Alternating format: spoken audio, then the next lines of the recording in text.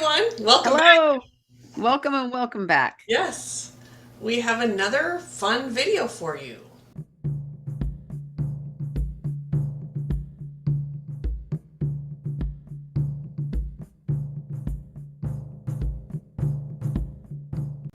I think it's going to be fun. I think so. Yeah, you want to tell them what we're watching? I didn't Yes. write the name of it So down. the channel is Mr. Nightmare. I have never seen any of his stuff. The video is 3 scary true bowling horror stories. I love that bowling. Okay. Yes. I went bowling very recently when I was down south visiting family.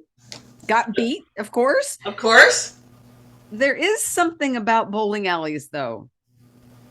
I do not doubt that there are many, many horror stories that come out of bowling alleys. Absolutely. Absolutely. And this is only 3. You expect it to be like 15 horror stories. Maybe there's more videos of bowling horror stories, but Maybe. absolutely. But yeah, Just the smell itself. I have no doubt. Yeah. And you know, I'm going to say that while I was there, I wasn't conscious of anything happening. But in hindsight, in looking back, yeah, next time I go and I'm in that bowling alley, I'm going to have to be really aware. Yes. Deal. And then you'll come back and tell everyone. Yeah. Before we go any further, Yeah. please subscribe, like, share this video. Whatever you can do to help out this channel reach more people, we would be so grateful. Our So grateful. biggest goal is to help people rid themselves of activity in their homes and their person and really help them out. So, yeah. So, anything you can do to help perpetuate that dream. Yes, yes. It's very much appreciated. Yes, and we thank all of you for always showing up and watching and commenting. We know you get it. We know you get what we're doing here, and we're really excited about it. Yeah. And the gratitude that we both have for all of the clearings that we have been able to do. I mean, the amount has like exploded since we've come on YouTube, right? And it's partly because of you guys, because you are sharing and watching, and you're helping us grow and giving other people permission to be vulnerable and get their houses cleared. Yes. And also giving the opportunity to those earthbound spirits to cross over and to become whole and healed and to move forward in their growth. Yes. And those lower vibrational beings always have a choice to cross over or not. And they get placed somewhere where they can't do harm or have harm done to them. So, yeah. I have to say that, so we opened space before we turned on the video, and first I thought, oh, I'm kind of feeling tired. But it's more of a drunk feeling. Oh, well, in bowling alleys. Well, there's a lot of drinking in bowling alleys. So I'm just sitting here like, oh, and maybe it's even, I have to correct that. Not like, oh, I'm having a couple drinks and I'm having a good time. This is like, I'm starting to feel depressed, irritated, that kind of sort of feeling like I maybe had too many. I don't know. I really don't know what this is, but I can tell you, like, at what point of the, and I suppose for everyone the drinking stage is different, but oh, absolutely. But you know what that sounded like? What? That sounded like that place of an alcoholic when you realize you don't need any more, but you need more. That totally lands.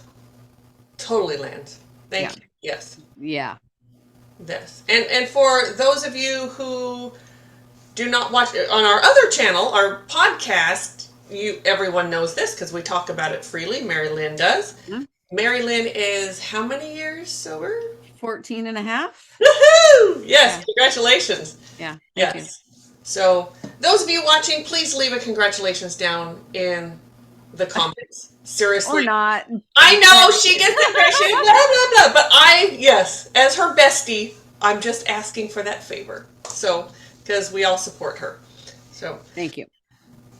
all right. Should we get this I going? think we should look at this bowling alley. Yes, because I've got to get, I don't want to get out of this energy yet because there's still something that I possibly need to learn from it, but woof. And I'm going to be honest, I'm glad you're feeling it and not me. Absolutely. You don't need this. All right. Ready?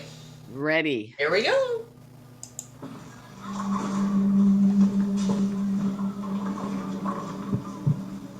Peter Flanagan.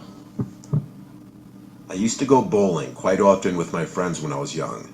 I'm talking like 12, 13. There was a bowling alley down the block from my friends and I, and so we'd go there on weekends. The bowling alley has been closed for years, but when it was open, it was super cheap and affordable. Perfect for a bunch of young teenagers who didn't have money of their own. Absolutely. This one weekend, I went with my friends Jacob, Josh, and Mikey to the bowling alley. We always went at night. It was likely around 8 p.m. The bowling alley was always crowded on the weekends, and sometimes we'd see familiar faces. There was this older man who would sometimes be there alone, bowling on the adult side of the bowling alley where alcohol was served. We always played on the non-alcoholic side.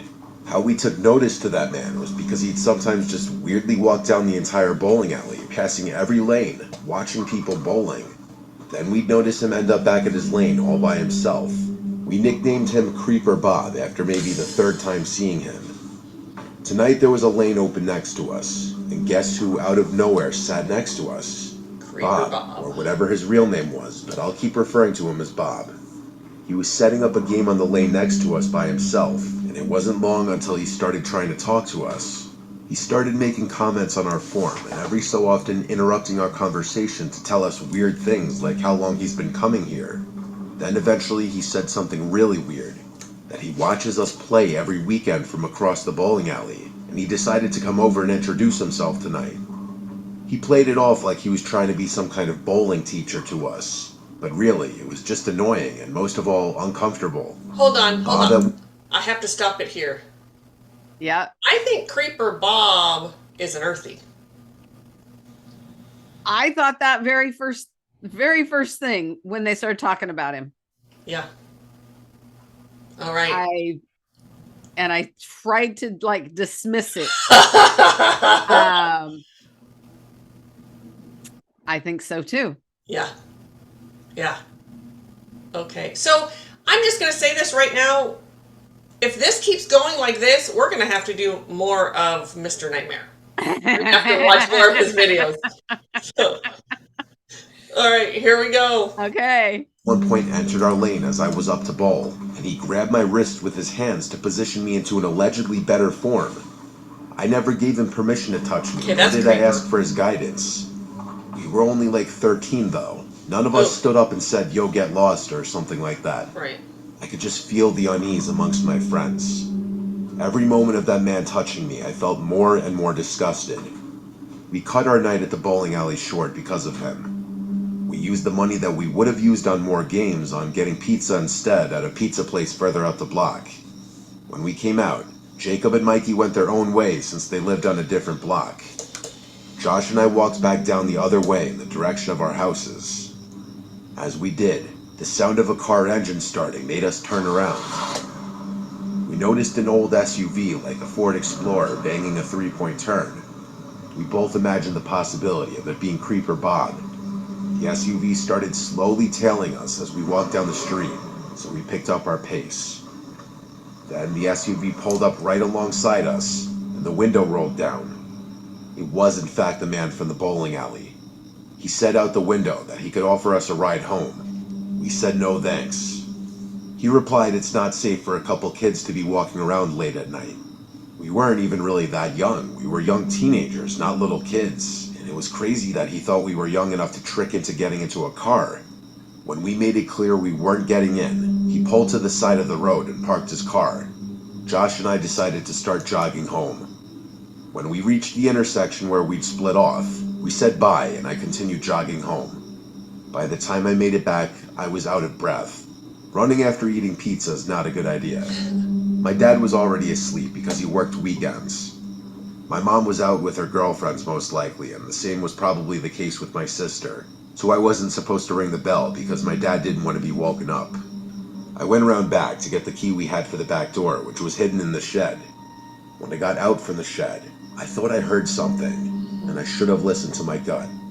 I went to the back door to unlock it, and as I opened the door, I heard the sound of someone running up behind me. Before I could fully turn around, someone pushed me inside the house, covering my mouth and wrapping their arm around my neck. I wasn't able to see who it was because I couldn't turn my head. I scratched and clawed at the man's hand until I could move my mouth just enough out of the grip of his hand and scream, "Dad." I may have only been 13, but I was able to put up enough of a fight to get him to lose his grip a few times, allowing me to scream. Yeah. This undoubtedly scared him off, as he finally let go for good and ran outside. I didn't look back. I ran up the half flight of stairs to the main floor and yelled for my dad. My dad came rushing out of his room, and after telling him what just happened, he checked the backyard and all around the property, and then came back inside. I told him about the man from the bowling alley, how we nicknamed him Creeper Bob, how he followed Josh and I in his SUV after admitting to stalking us at the bowling alley. My dad filed a police report and tried getting the bowling alley to release the video surveillance from that night, but they refused. Ugh. I was never allowed to go back there after my mom found out about this. Not that Okay, I'd ever want to. I have to say something. Okay. I think that's unconscionable that the bowling alley would not release that I mean, this is a child. 13 is still a child. That's still, and even if it were an adult, but we're talking about a 13-year-old boy here who needs help, and for the bowling alley to not at least say, okay, well, we'll have someone look at it and get back to you, and whatever. Right. That would at least been, yeah. And wow, that poor kid. This has to be traumatizing, like his entire life type. Very traumatizing. Whew. All right, let's keep going. This is a great story. Okay. The crazy thing is, technically, I can't say with 100% certainty that the man who came in behind me and grabbed me was the man from the bowling alley. But realistically, how slim are the chances that it wasn't him? I still say he was an earthie. I do too.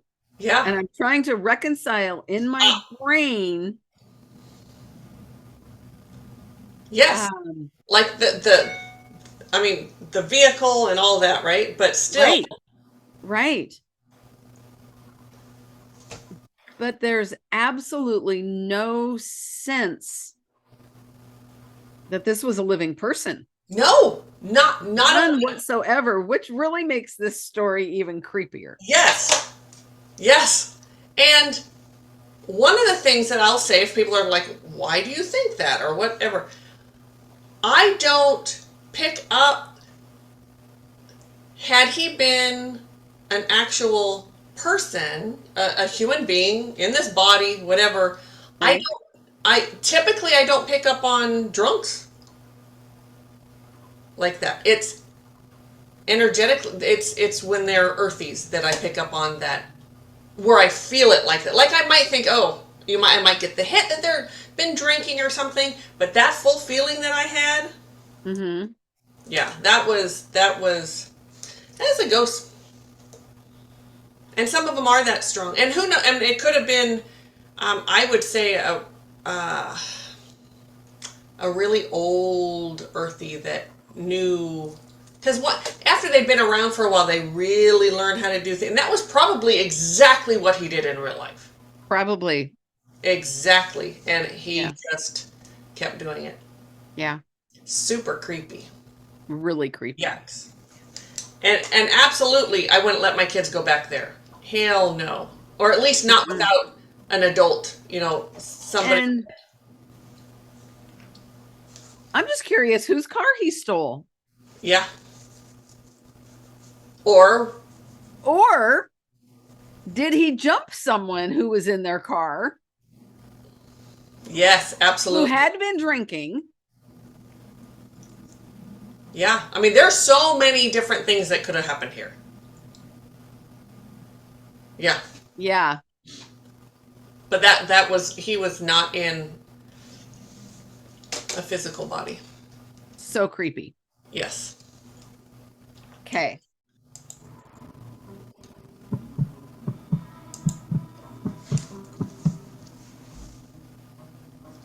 When I was a teenager, my close group of friends were, I guess, what you'd call delinquents. We liked causing trouble, breaking rules, and messing around in places we didn't belong. I grew up in a suburb in northern New Jersey, so I guess you could say we were just spoiled kids with nothing better to do. Looking back, the way we passed the time was a little silly, but there's nothing I can do about that now. Anyway, one of the things we really liked to do was to go exploring in the late hours of the night. Usually we explored abandoned buildings, but not always. We actually got banned from our middle school after jumping through an open window, but that's a story for another time. This particular night, we were planning on executing a riskier task. There were 5 of us: me, Chip, Jason, Rowan, and Anish. Rowan had a tendency to bounce around from job to job, which was kind of a running joke in our squad. He'd lose jobs as quickly as he'd get them, usually for the dumbest reasons you can imagine. He had just picked up a gig as an attendant at a bowling alley a few towns over from us. I'm sure you could see where this is going. He had been entrusted the key to close up the place the night before. Anish was a master of persuasion, and he somehow convinced Rowan to let us explore the bowling alley at like 3 a.m.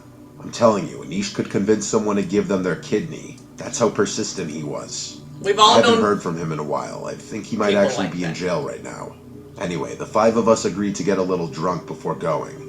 We all had a substantial amount to drink except for Jason, See, I who want to. refused to go anywhere unless he was the one driving. I like to say, I did not pick up on drinking at all. These are humans. Uh-huh. We're drunk. I didn't. Nothing. Yeah. Yeah. Just saying, because I had just said. Yeah, exactly. Yeah. Exactly. Yeah. Yeah. So. He's one of those kids that you don't want your kids hanging out with because you know there's going to end up to be Gonna some be trouble. trouble. Yes. Gonna be trouble. Trouble. His dad had a really nice BMW, and Ooh. Jason liked being able to end our links when he got tired. After getting a little buzzed, James drove the 5 of us to the location. I was the heavy drinker of the squad. It's not something I'm proud of, but it's just who I was at that point in my life. Because of this, I usually took things a little less seriously than I should have, especially when it came to dangerous or risky situations. Rowan unlocked the door, and the 5 of us made our way inside. Chip was usually the most cautious, and he kept chiding us to be careful in his hilariously high-pitched voice. Rowan told us we couldn't actually do any bowling right now, which we were all a little upset about. I had the genius idea of doing some makeshift sliding on the lanes as if they were slip-and-slides. Since we were drunk, this was actually pretty fun. The 5 of us soon tired ourselves out and decided we wanted to do some exploring. We asked Rowan if there were any back rooms we could check out, and he told us there were. We made our way into the employee-only area, and Rowan led us to some kind of storage room. We started poking around and flipping things over, just being stupid and careless. We figured Rowan was going to get fired anyway, so we weren't too concerned with messing things up. That's As funny. we started getting bored, we heard a deafening bump from below us. The 5 of us froze, staring at each other. Jason, the only sober one in the group. Okay, I'm going to stop there. Any predictions or any?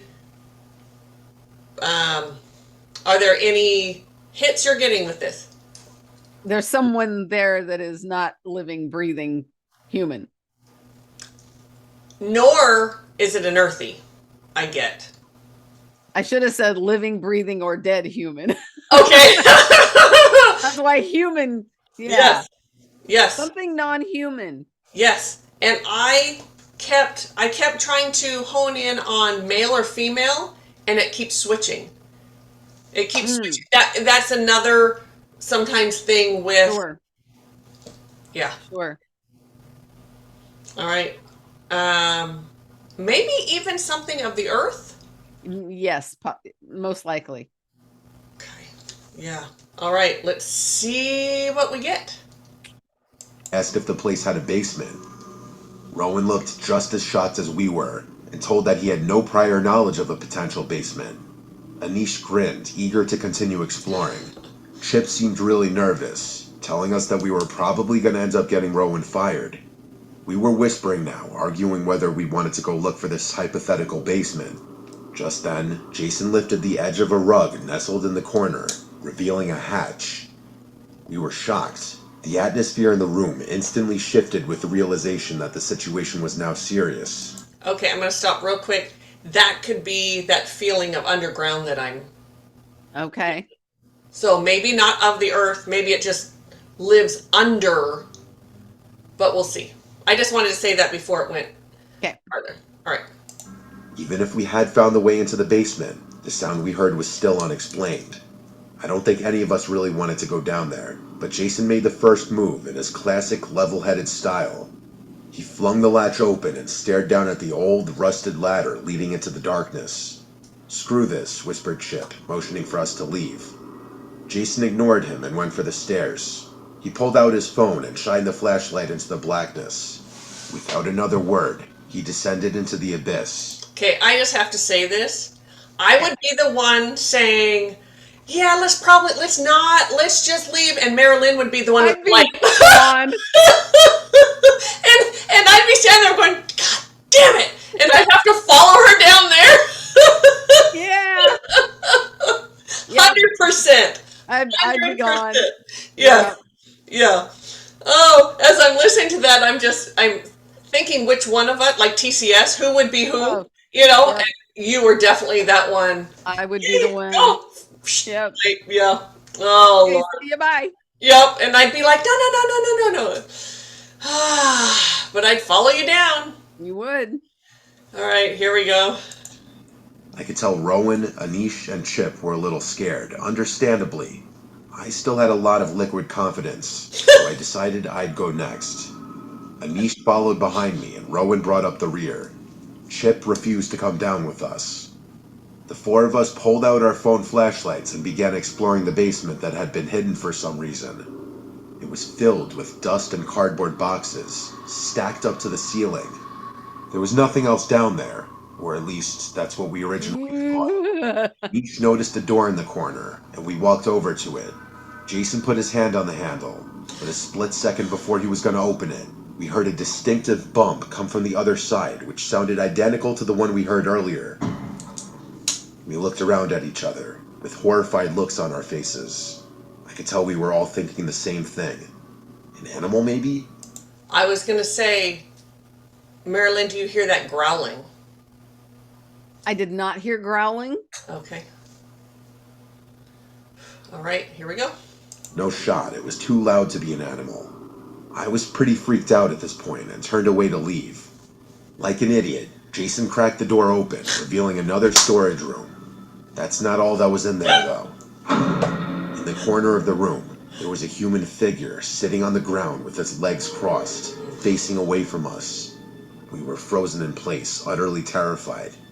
After a full minute of stagnance, the person in the corner of the room banged their head against the wall, explaining the sounds we had been hearing.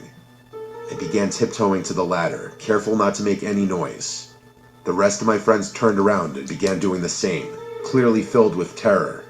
Just then, Rowan tripped on a piece of junk on the floor and then cursed. The person in the room yelled, and we ran.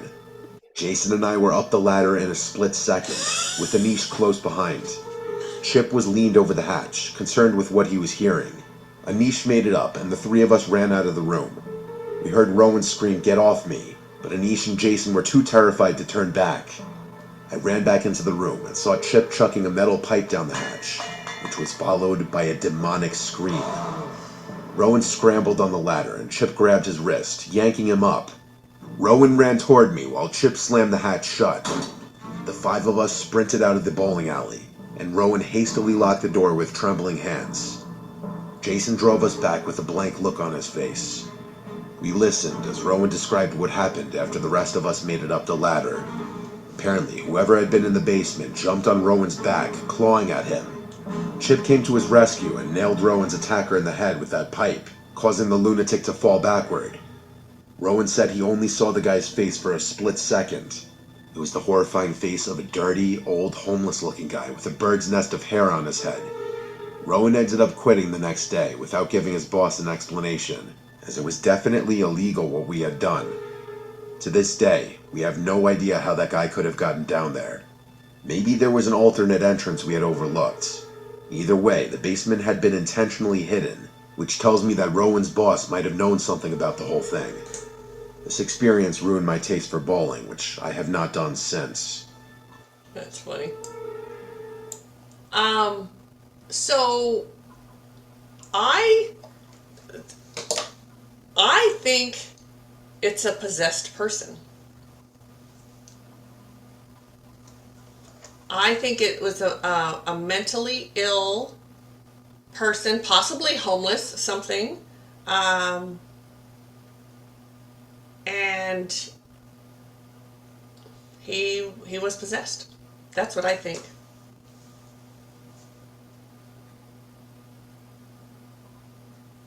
I could buy that. What are you getting?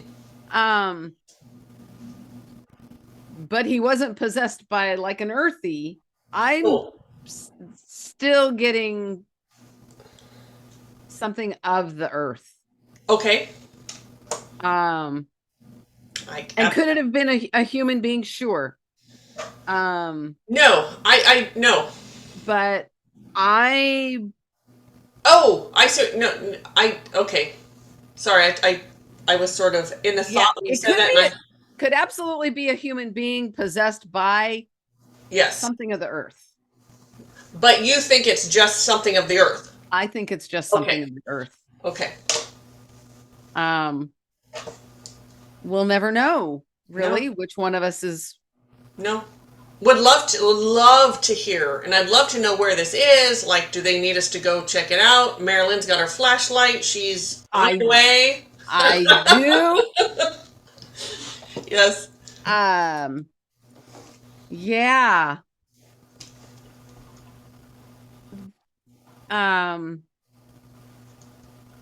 I really have this sense that whatever it is has the capability of morphing.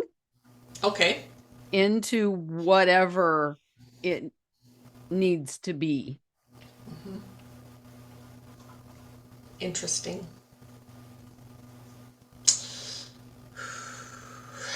All right. Creepy. Very creepy. Okay, last one. So far, these are awesome. Okay.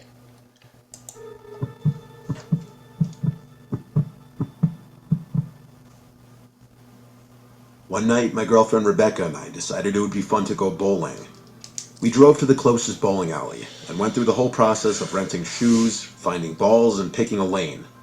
We both were really bad. Neither of us had been bowling in many years. We paid for an hour of bowling. Rebecca wasn't really enjoying it too much because she kept getting gutter balls. I was doing better than her, but not by much, so I wasn't really able to help her out much. And then to make matters even worse, Rebecca's ex-boyfriend arrived with his group of friends and they started bowling a few lanes down from us. Rebecca looked away, refusing to even look in that direction, whispering at me that we need to leave now. We packed it up early and left. She went to the car and waited while I returned the shoes. I think her ex spotted me while I was at the front counter, and I looked away. I didn't tell Rebecca this, though. We went home and agreed to play Wii bowling instead and have some wine. That sounded much more fun anyway. When we got home, the first thing I did was turn on the Wii and open a bottle of wine. The bowling alley trip was a failure, but I didn't want Rebecca to be unhappy. We played Wii bowling for like half an hour with music on in the background and drinking wine. It turned out to be much more fun than the bowling alley.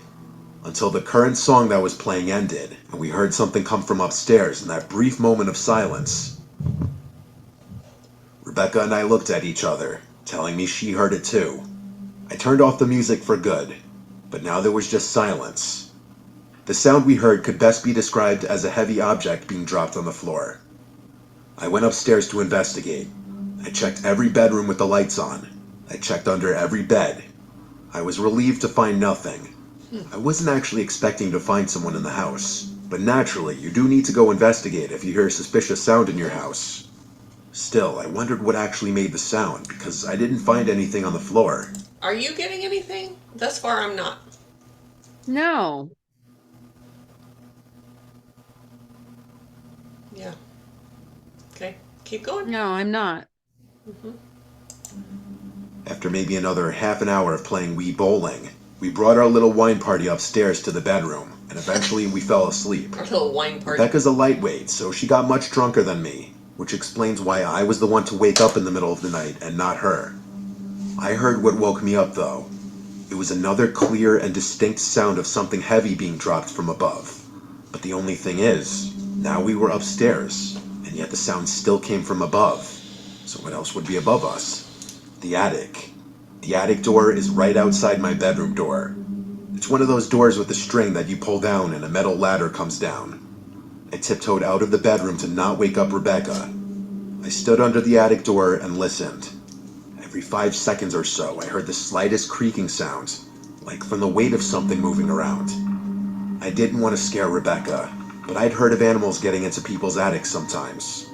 I went to get a broom from the closet to use as a possible weapon if I were to have to fend off an animal.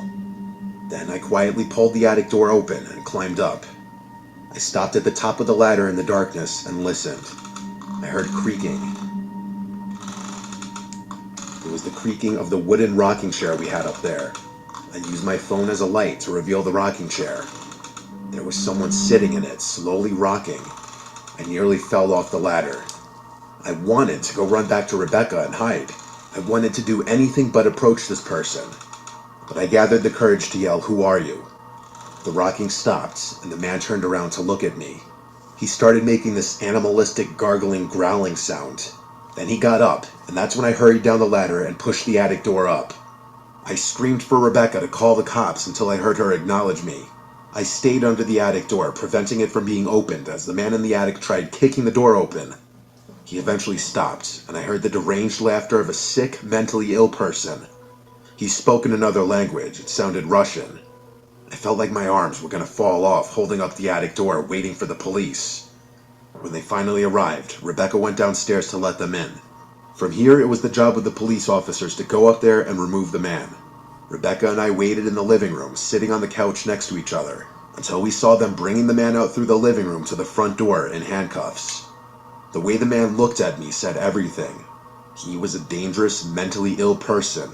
His stare was full of hatred and craziness, with a hint of confusion.